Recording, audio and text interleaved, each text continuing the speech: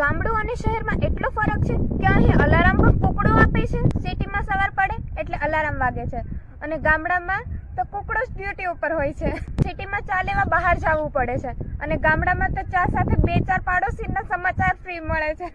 સિટીમાં ટ્રાફિકનો હોર્ન સંભળાય છે અને ગામડામાં ટ્રેક્ટરનો હોર્ન સંભળાય છે.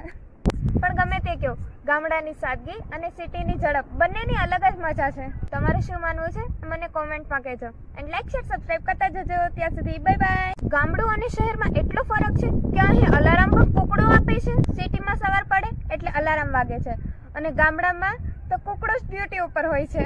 સિટીમાં ચા લેવા બહાર જવું પડે છે અને ગામડામાં તો ચા સાથે 2-4 પાડોશીના સમાચાર ફ્રી મળે છે.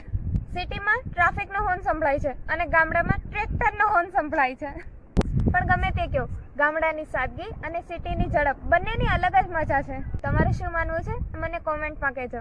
એન્ડ લાઈક શેર સબસ્ક્રાઇબ કરતા જજો. ત્યાં સુધી બાય બાય. ગામડું અને શહેરમાં એટલો ફરક છે કે અહીં અલાર્મ પણ કુકડો આપે છે. સિટીમાં સવાર પડે એટલે અલાર્મ વાગે છે અને ગામડામાં તો કુકડો જ ડ્યુટી ઉપર હોય છે. સિટીમાં ચા લેવા બહાર જવું પડે છે અને ગામડામાં તો ચા સાથે 2-4 પાડોશીના સમાચાર ફ્રી મળે છે. સિટીમાં ટ્રાફિકનો હોર્ન સંભળાય છે અને ગામડામાં ટ્રેક્ટરનો હોર્ન સંભળાય છે.